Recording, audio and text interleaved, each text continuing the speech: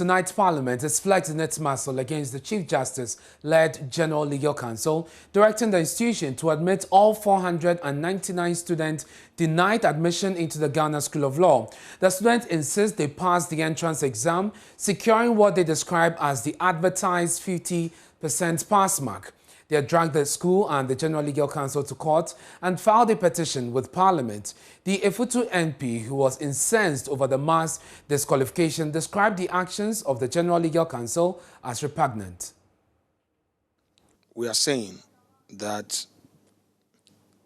they, as a body, advertised the terms of the examination to the extent that there had been reliance on same. Legitimate expectation had been so created, and that they cannot post facto vary such terms. Our directive is to the effect that they should respect those terms.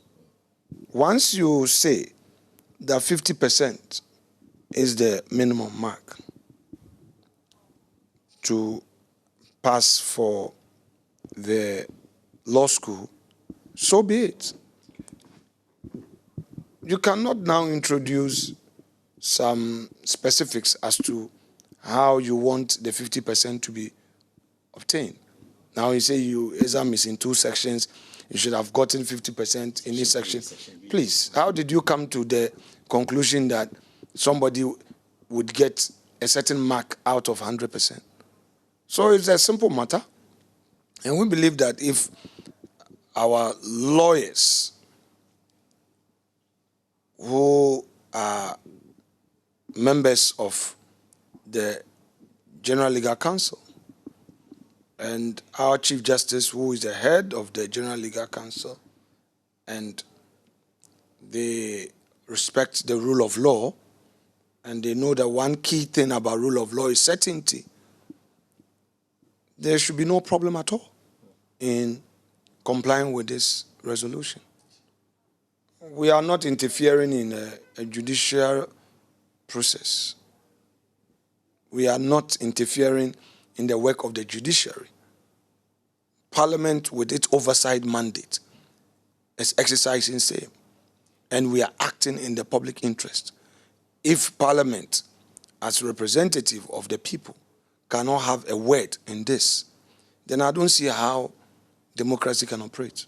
See, but correct me if I'm wrong. I mean, I mentioned that the General Legal Council is under the judiciary, which is an independent body of arm of government as well. Parliament is an arm of government as well, and the executive. So there are those who are saying don't oversimplify the matter by saying General Legal Council is under the judiciary and that you are interfering in the work of an arm of government. You are oversighting. And when you oversight, one of your duties is to direct the wrong to be corrected. And that's what we've done. Any person who is paying attention to it will have no difficulty at all in what we have done. Thank you so much. But the Speaker was clear that the AG should ensure the full compliance of it. How soon? Of course, because the AG is a supervising minister. Our directive was to the effect that same must be enforced forthwith. Sure. And AG should ensure that the needful is done. What if there's a breach of the directive? Well, we cannot anticipate a breach. The laws of this country are clear. The Constitution is clear. If you disrespect the orders of Parliament, the consequences are there. So we don't want to be crossing the bridge until we get to it. We are not in any banter. It must be made. The point must be made here. We are not in any banter. We are all fighting for the common good. We want there to be equity. We want there to be fairness. We want there to be justice. We want to see rule of law in its form and shape being respected. That is all. So we don't want to create an impression that we are fighting. And for that matter, if you don't do it, we'll hold you before Parliament and proceed with contempt against you and all. No. We expect that these things are about the lives of Ghanaians. And we are not asking for more We are only asking for what has already been stated. Now, the Member of Parliament for Asawase Muntaka Mubarak, who backed the decision of the Deputy Majority Leader, also observed that the conservative position adopted by the GLC is retrogressive. I know that there are a lot of institutions in this country that are very conservative. But you see, with the kind of problems that we have as a country, you cannot keep a conservative position and expect to make progress. This idea, I mean, with the greater respect to the former Chief Justice, we won't open up for anybody to become a lawyer. Who is anybody? Every Ghanaian matter, just ask your son and daughters. It is not the sons of lawyers and doctors or politicians or the influential that have the only right to be able to have access to any profession in this country. If they don't know what to do, we can tell them that they must go and admit everybody who has passed before admission, before the next academic year starts. With this comment, Mr. Speaker, I hope that at least for once, this House, we can stand together and forget about which side you are, because this is something that is affecting all our constituents, regardless of which constituency they are coming from. It's affecting all of us. Now, other members of Parliament on the floor of the House expressed similar sentiments, while today Parliament took the unprecedented step to pass a resolution that seeks to compel the Council to admit the students. Here's the Deputy Speaker of Parliament, Joe Osei-Wusu. The question is, all in favor of the motion, say aye. Aye. All against the motion, say no. The ayes have it. The motion is adopted. The Ghana General Legal Council is hereby directed to proceed and admit all the students who pass in accordance with the advertised rules of the examination. Thank you. Under the General Legal Council Act, the Attorney General is the minister responsible, and the law says that he may give general directions. I hereby direct that the Attorney General shall ensure that this resolution is carried through. Thank you.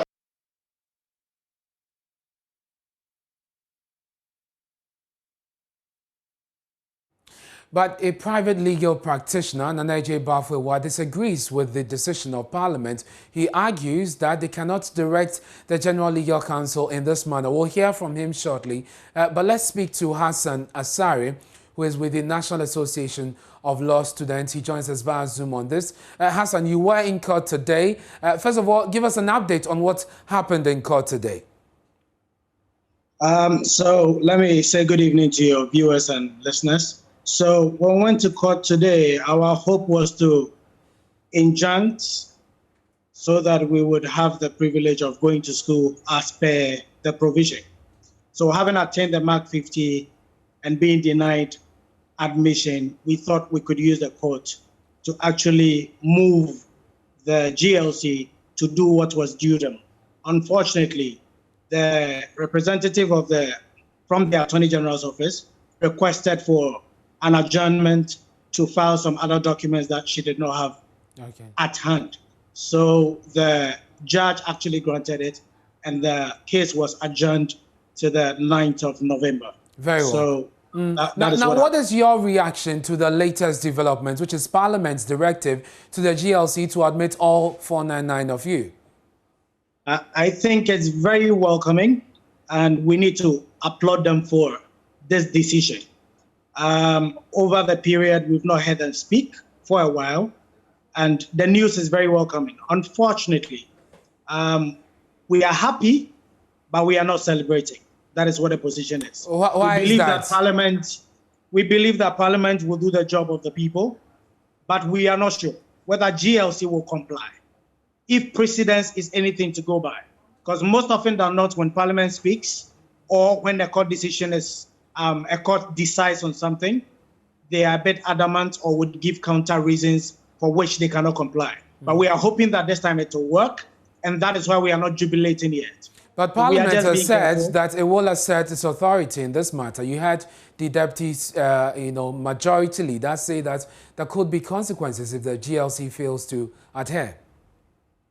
as much as I believe in what they said, and I so believe also that the GLC is an administrative body by itself, we would rather wait for the outcome of the directive to be enforced. When we are admitted, then we have the right to jubilate. But until then, we will just keep our case and also go to court as per what we have started and hope that something, whichever way, we just want to go to school. So if it comes from Parliament or if it comes from the courts, we are just ready. All we want to do is to go to school. That's what we're looking for. And talking about your case, which is in court, will this decision affect it in any way? Have you been speaking to your lawyers?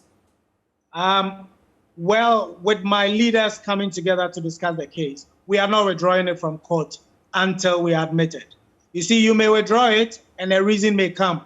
For example, the president saying there is no space. I heard the Parliament says they are willing to even support or increase the budget or whatever finances the GLC needs to ensure that we are admitted, which is very welcoming too. But whichever way, it's better that we keep the two to ensure we've been admitted. Then we can look at dropping one and then going to school. That's it. Very well. Thank you very much. That's Hassan Osari. He's with the leadership of the National Association of Law School Students here in Ghana.